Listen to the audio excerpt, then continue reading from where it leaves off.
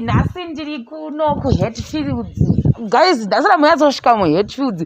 Saka ndiri kufara zvinamboti nhasi nekuti ndiri kumadheudheu kwachekoko pakati pemamonya ipapo. Asi shamwari yangu yakanditi iwe ungatiziva kuti kune vanhu vanogara muHatfield vane maprojects mamwe ari kuita but usingatozvizivi. Ndikati are you for sure, are you for real my friend? Zvikanzi yes, kuna mufundisi vanochengeta shuro dzakawanda pamba pavo uyezve nemadhadha. I was like, you are lying my friend. So mufundisi ndobva tavabata. Mufundisi vakati aiwa uyai muone zvandiri kuita. Saka zvinoreva kuti kana uri mufundisi haungofaniri kungogara, unokwanisa kuita maprojects akasiyana siyana. Muri chirarama mufundisi zviri sei? I'm blessed. How are you? Ndiri boy nini. Saka chingoti tsanangura kuti imi munonzani uyezve mochitanga kuti tsanangura kuti chii chakaita kuti mutange project inodadisa kudai? Okay, my name is Pastor Brighton Madzero, or Brighton, so I would rather call myself Brighton Rabbitry, and I'm a rabbit farmer. When I moved to Hatfield, I saw that I have enough space in the yard. So I was thinking, this space is just idle. What can I use this space for? Either a project or just to feed my family. So I started this project because I kept rabbits ever since I was in grade 1, then left sometime. Then after I moved to this place, then I thought, I love rabbit meat. I love meat. And now these days, because of the current economic situation, you might not be able to buy meat every day, but why not use what I have? So I started this project. It was not a income generating project when I started, but it was meant for myself and my kids just to rear some rabbits for food. So we started with 2 rabbits. That was sometime in 2018. But now our average number of rabbits that we keep is roughly 300. That's our average number. Yes. So we have got about 40 breeding mothers and about 12 mikono yacho etsuro that we use for breeding. So on average, tika breed at tsuro nas after 20 days to 31 days inenge ane vana. So each one gives me an average of about 7 to around 13 at one time. So when they give birth one time, for the 40 of them, let's just give an average of 10. That means we have about 400 new babies in 1 month. Wow. So now because of those numbers, we ended up selling these rabbits, and it became an income generating project for my family. We buy my basics. We are paying someone out of the project, because apart from rabbit farming, I'm an IT person. So the greater part of the week in Rukbasa, then I have someone that I have employed, who's taking care of his family also from the same project. Right. Saka Budi mfundisi. Yes. Right. Totangira panapa pane zvinhu zigurira ndiri kuona apa. Okay. Ende rine mazikushi amene anonzi mazichiwa ya munomatima chii. This is another breed. Inonzi Angora. Breed here in Zimbabwe, it's more or less like a pet. It can weigh up to 6 or 7 kgs, but you cross here breed inonzi Angora, then inonzi Chinchilla, which is a common breed in Zimbabwe. So this one is still a baby because it's only about 4 months, but yeah, it's a baby. Yeah, I said tanga kunyaso kura up to breeding stage, so it's about 4 to 4.5 months. No, Zakawanda, I have a number I can show you. In some countries, Vanation, these are mainly for fur. But there's one jackets. No wonder, man. It's mainly for wool. Then ish. This is the Californian. It's also a very big rabbit. It's good for meat. No, it's very friendly. It breed mainly for meat.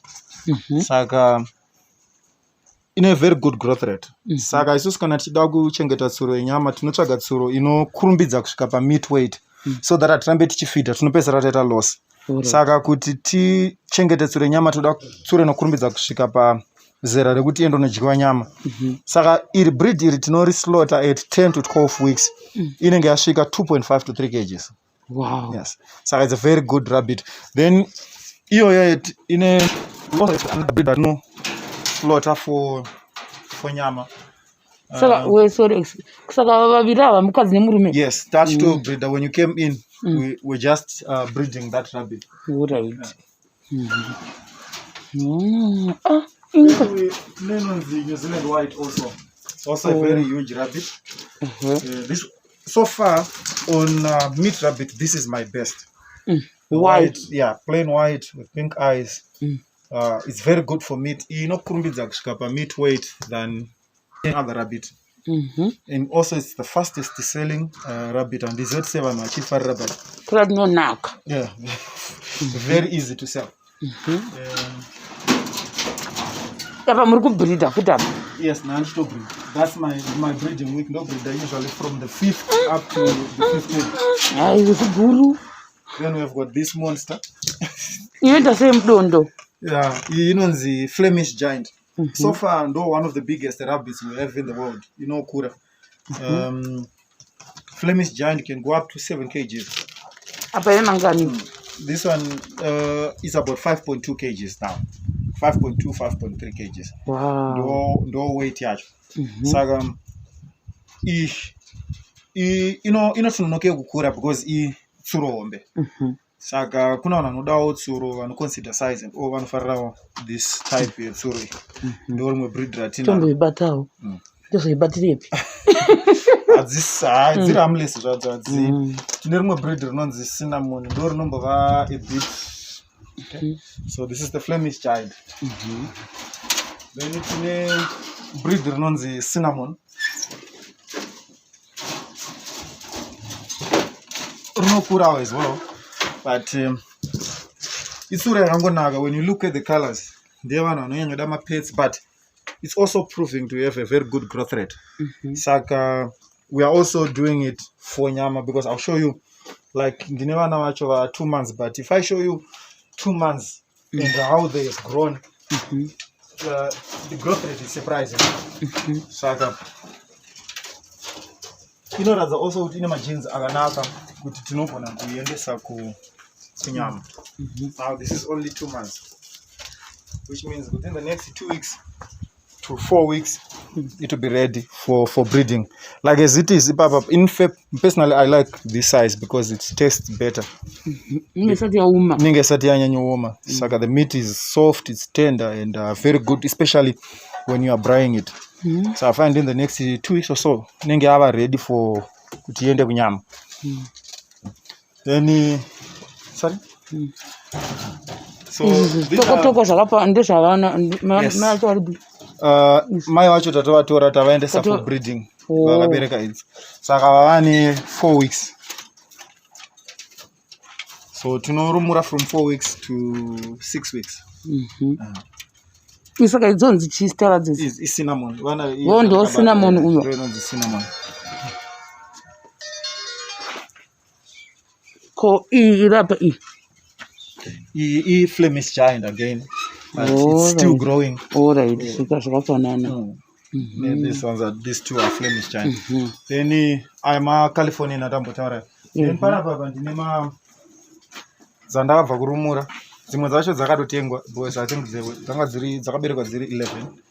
Saka patinotengesa papa tinosiyawo future breeding stock yedu. Idzi dzine 6 weeks.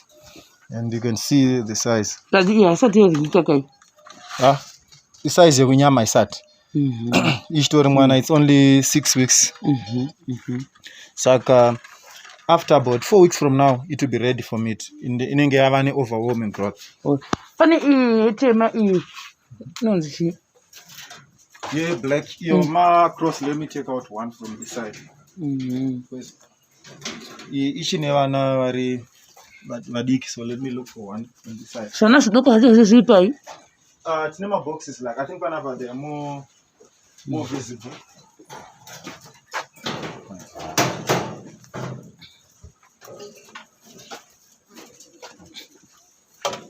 So- cross tinenge tacrossa iyaya ndati cinnamon neCalifornia. So the reason why we cross tinenge tichitsvaga tsuro dzine good genes. cross breed. Yeah, cross breeding. Saka tikadzicrossa tinowana imwe offspring inokurumbidza kusvika paage yenyama. So like you're asking, these are the box matinenge tiine vana. Amwe not it's black but yadzoka kucinnamon iyaya because tasanganisa California necinnamon. Zvana zvingani mukati? Yanga ine about, I'm not so sure. I think yanga ine 7, but I think unfortunately yanga first time saka 3 wakafa because yakaberekera paside. So this is the first time it gave birth. So is it to chikafu nemvura yazvo? Tinoisa rabbit pellets neuswa hwakaoma, mvura. That's the basic feed yetsuro. Wow, una the feeding system yacho. All right. So we chose rabbit farming because it's more or less like a project. It's not consumer space. Because like if you see this yard is about 4,000 square meters. But if you look at it, panapa takangotora 5x7. There takaisa a small shed. Right. Atina kutora material very expensive. Mukatarisa material ndakashandisa muno yese. It's more or less like scrap material. Yes. Abandoned material. Mukatarisa tashandisa manonzi ma air filters emotikari kugadzira abandoned anenge araswa nana makanika. Ndo atinoshandisa kugadzira fence waste metal. Yes, yakaraswa tinonotenga kumbare inenge iri cheaper. Meaning to say that anyone can do rabbit farming because it's much cheaper. That's why I opted kuita because it didn't take much of my money. Ndada kuvhunza mubvunzo wekuti pashuro pane zviya zvinombobuda zviita sezvikonye zviya zvokuti handizoti kuti vanoti tichii kuchirungu, asi unoti zvowanza kuti kana kuti mumakumbo kwazvobota sekuti zvoita flu, saka munozvitiita sei? Okay. Kana uchichengeta tsuro pane zvinhu zviri basic zvinoita kuti tsuro dzikure zvakanaka. Zvakafanana nekuti tsuro inokura number 1 nemagenetics, vabereki vetsuro kwawaona breeding stock yako. Number 2 tine good food, kupa tsuro chikafu chine balanced diet. Vamwe vanonopa magreens. Yes. That's why mchona wanga chini kuchengeta tsuro, but rarely do their rabbits go beyond 2 kgs. But zedu sisi panapa dzosvika 5, 6, 7 kgs.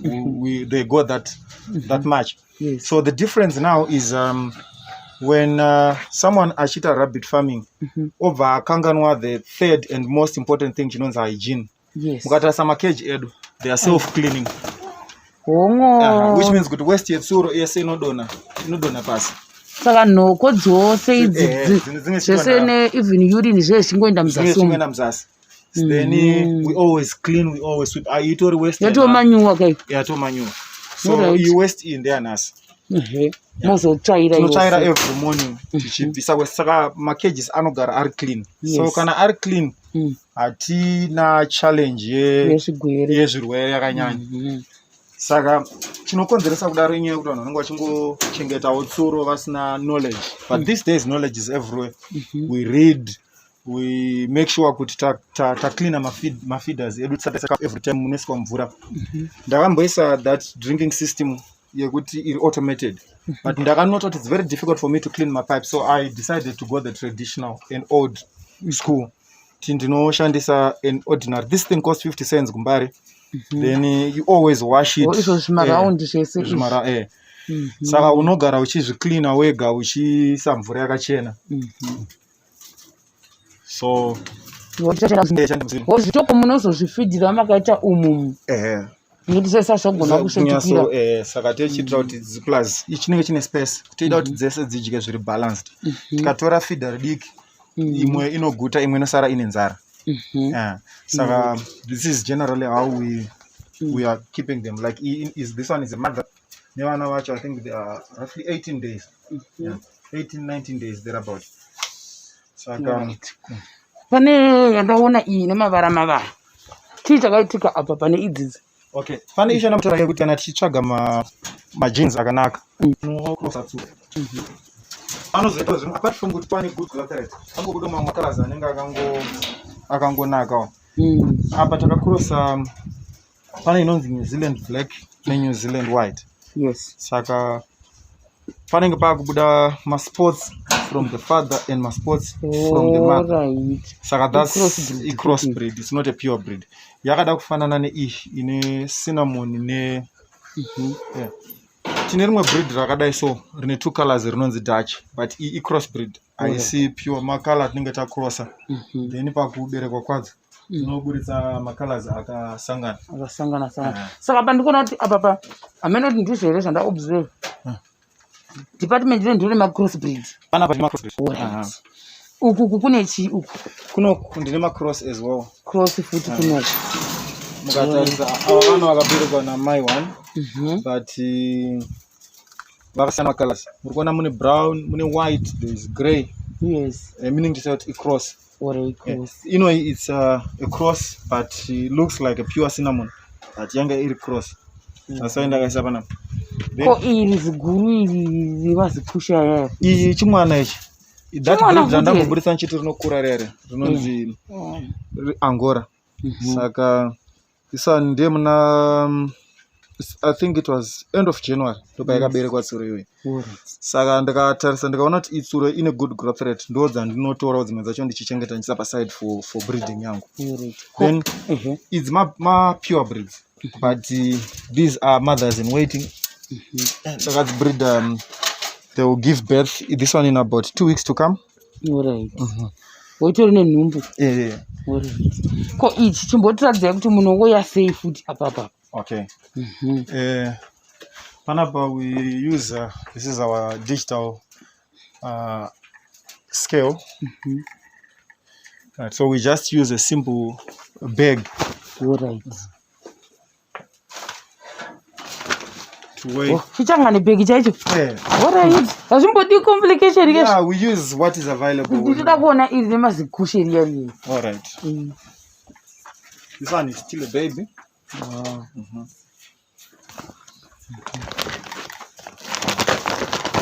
Taste fire.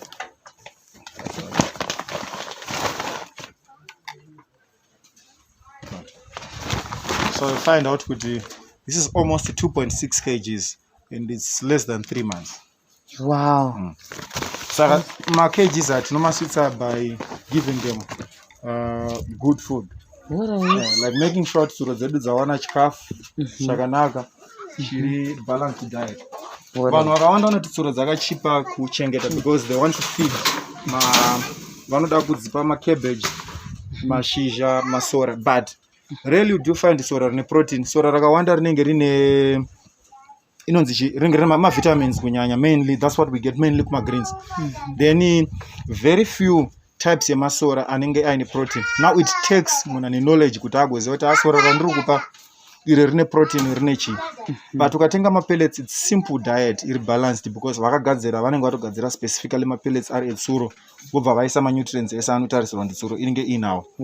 Saka you'd find kuti dzimwe tsuro pamambobvunza zvezvirwere paya dzimwe dzinobuda tumabhonzo kumusana so then dzotadza kuti famba dzichidrega makumbo inyaya yekuti dzinenge dzisiri kuwana chikafu chakakwana, just like zvinongoitika nevana vedu vachikura. Vana vanodevelopa a bad body structure because of poor diet. Ndo kunozobva zvimwe zvirwere zviri fani. Saka zvinongoita munhu achiwana good balanced diet, same applies with rabbits. Ko saka zviboxi zvese zvakamirira kuti kana inenge yazvara zvivana zvizoiswa imomo. Yes. Like I was telling you kuti tsuro tinoshandisa everything is just economical. Iritabvisa pane chikwata trukuseruku ndoma yakaberekera imomo. This is a simple box rinoita $1 kumbari, and actually this ones because ndakatenga akawanda I bought them at 80 cents each. I box rinoshandiswa nemafarmers kuisira matomatoes kumbari. But isusu takangotora weroro tikatesera tsuro dzedu dzoberekera makanaka. Saka apa mune izvi zvimwe mawisira here kana kuti munoisa uswa chete? Isusu tinoisa uswa chete. Iyo inozobvisa fe yega. Like for mukatarisa iyi nevana vamwe vanoti tsuro kana ine vana ukabata inorama dzangu hadzirama. Oh. Tsuro inofila. This one is a big barrel in the breed racho, but alright. There's a lot of scars. Nekuda kwayo ine vana angana check with 1 2 3 4 yes mune 8. So this is a first time breeder. Saka yakabereka vana 8. And these ones are roughly 2 weeks of age. So saka apa mazife amukutaura mai avo ndo vanomabvisa vachiisa imomo ini ndirongoisa uswa chete because iyoyo kudhanga kutanga kugadzira moga because what happens with rabbit farming iwe unofanira kugara uchiziva madates titsuro saka which means ndotogara nemarecords inozvara after how many weeks 28 days which is roughly 4 weeks munozviona sei kuti yani ndinochengeta marecords kumusi wamunoibridisa wacho like ndine ndichitoziva macages angu makeji anobva asiyana futi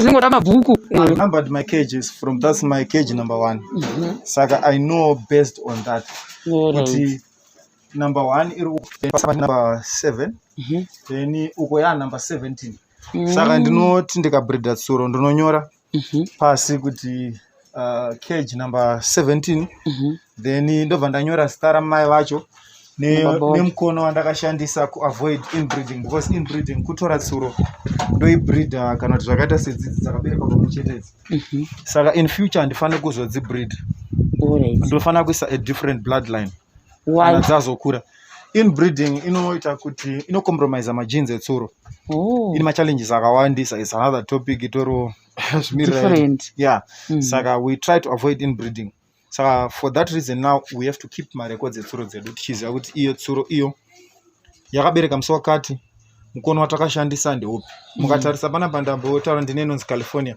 I think tikabuda mamabudisa iyo vokutanga tone mukono wacho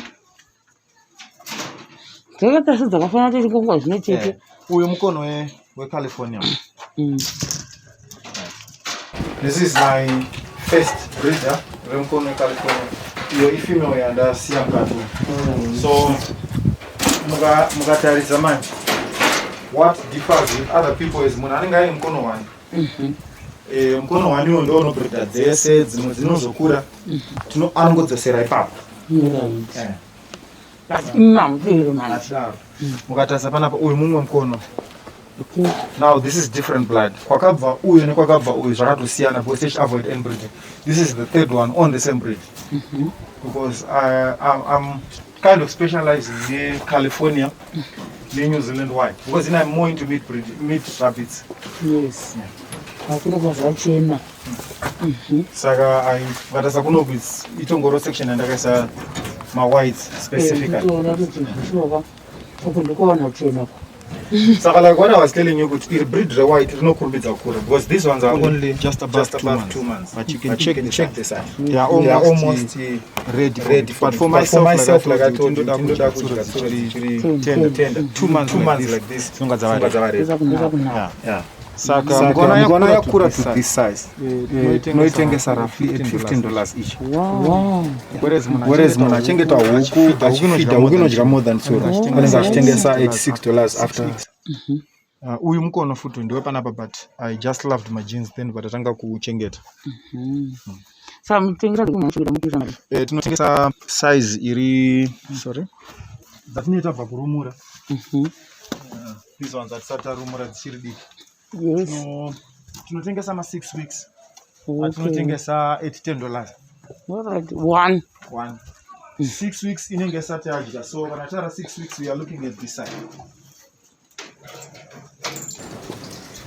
this is the size that we sell for breeding atikurudzira vanhu kutenga tsuro hombe but kana munhu achida kutanga kuchengeta tsuro first time tinomukurudzira kuti atenge tsuro dzidiki because toda kuti munhu aende anojairira mahabits etsuro amonite growth rate yetsuro yake achiiona painozotanga kubereka anenge ane more knowledge yetsuro dzake achidziona achidzistata otanga kubereka it's more interesting that way saka iyi kana yadaiswa inobereka probably in the next 4 months because we breed from 5 months going up so this one is only 6 weeks and after 4 months we'll be breeding and it will be a very very big rabbit this one is only this one dzakangokurawo dzine majeans akanaka saka they were all bought at 4 weeks and this one is roughly around 5 weeks now that's really nice so that's why Yasara in one because they were very big so so zviro zvapera here I think basically ona